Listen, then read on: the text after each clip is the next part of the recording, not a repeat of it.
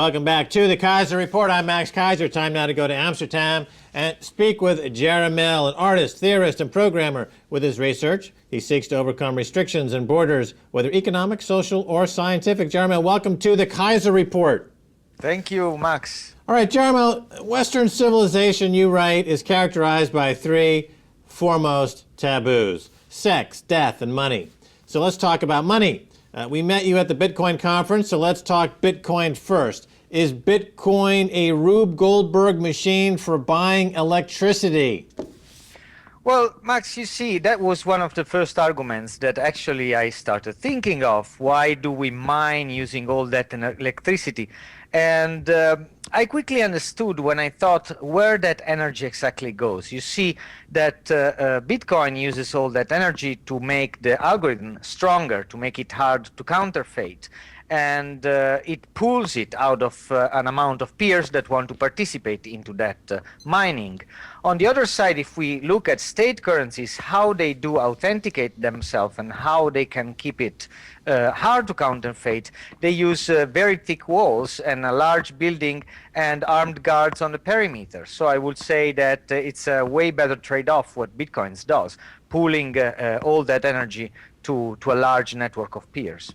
Right, so it's more cost efficient to maintain its integrity versus the state-controlled fiat money. Now, I see The Economist magazine is covering Bitcoin. Of course, we talked about it. We were the first broadcaster in the world to talk about Bitcoin last year. Now it's getting more mainstream acceptance. People in The Economist are talking about it.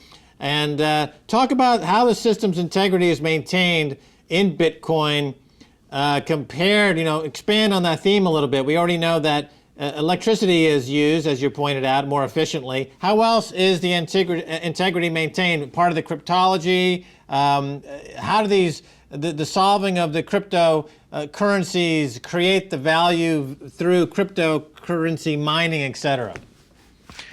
Well, the algorithm behind the mining is fairly simple. What miners do, look for numbers that hash into an hash, which is a transformative function that starts with 6 zeros. This is a limited amount of numbers. It can be predicted. We do know that there is a limit to it. And so it creates an asset. We could reason on the fact that Bitcoin as an asset could be compared to other finite mineral resources, for instance, that have been taken so far as limited assets. I wouldn't say it's exactly a currency, actually. By this very characteristic. So it is a finite quantity of numbers that we know exist in a Western mathematical tradition, if not nature. I would call it just in our numeric tradition, and then those numbers are used as an exchange value.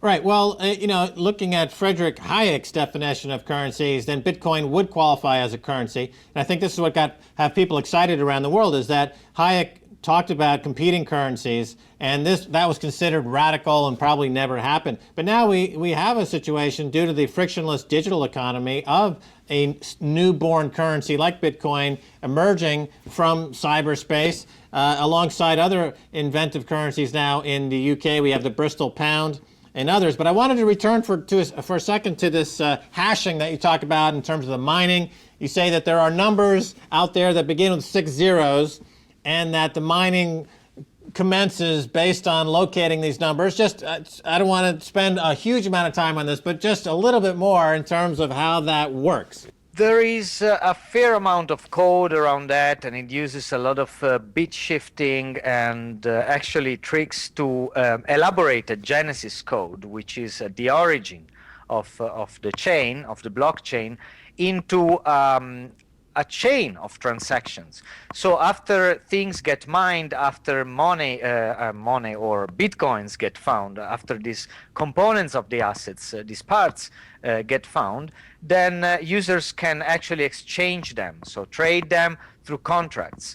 These contracts are signed, so basically every transaction in Bitcoin is a contract. And the blockchain, so what people downloads at the beginning when they start for the first time the program, actually contains all the history of transactions in the history of the blockchain in Bitcoin. So basically, it's an asset that gets found at the beginning, and then on top of that, all the transactions that move it around are recorded.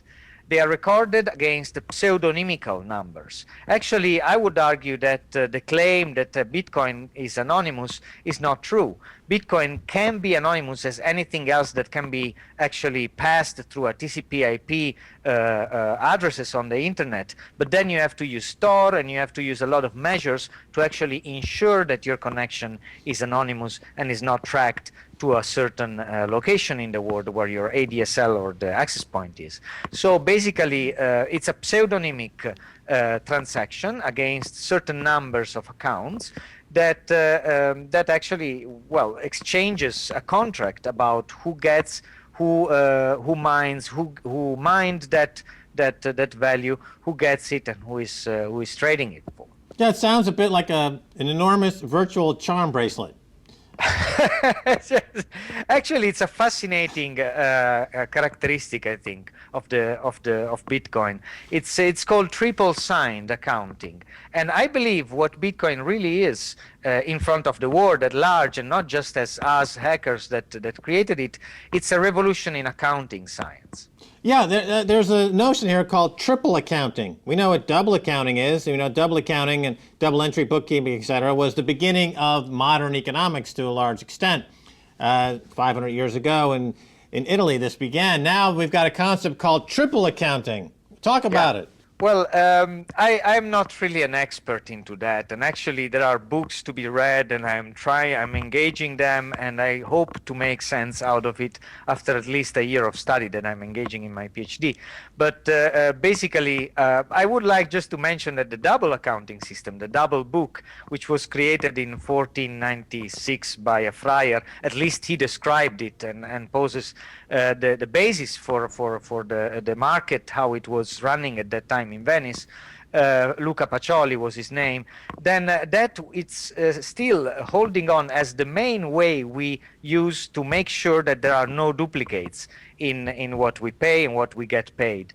And it's running since almost 600 years like that. And as you often remind us, the system is hacked all over. Actually, people is taking advantages of all kinds of hacks that have been done already in that accounting system. And so we have an economy in which people don't trust so much anymore, so to say.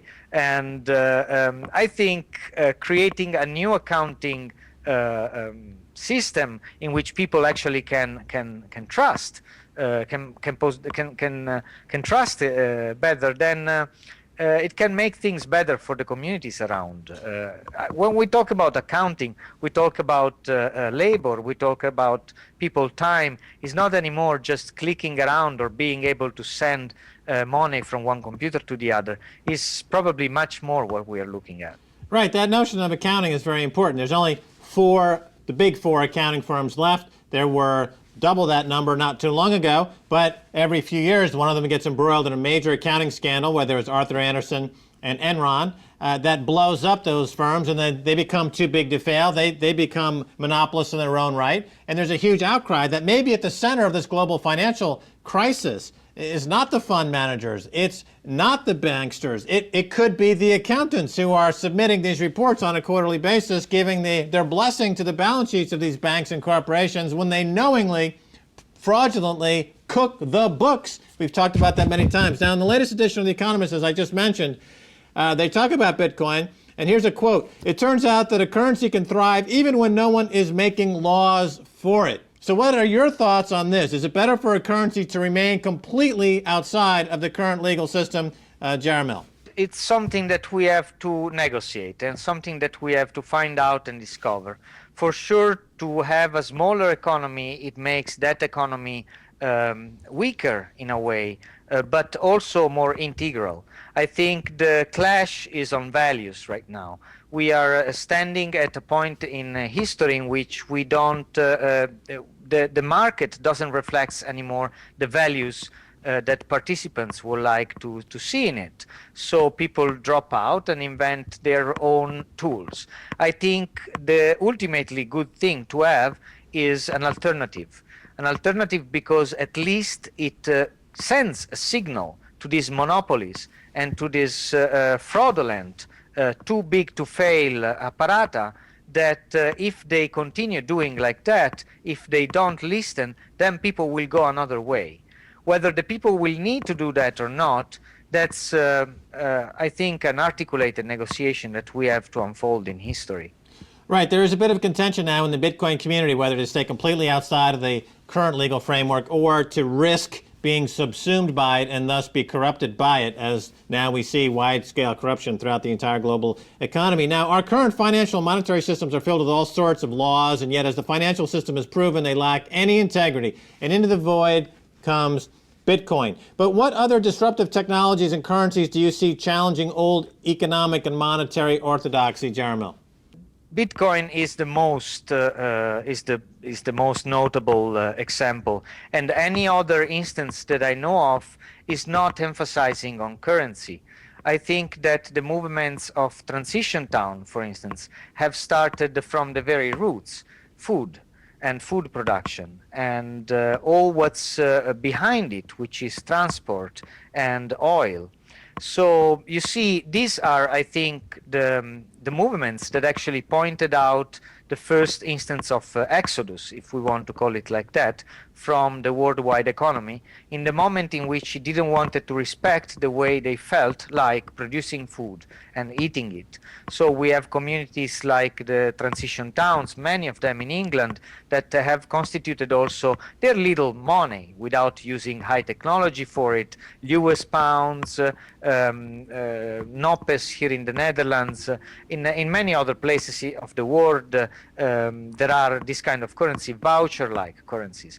And for the hackers, I think the turning point for Bitcoin was in the moment in which WikiLeaks had cut their funding sources, their pipes, to actually receive donations. That was a time in which network neutrality was actually, in the eyes of everyone, violated, and the hackers are not feeling anymore that that is a network reliable for their operations. That's all the time we have, Jaromil. Thanks so much for being on the Keiser Report.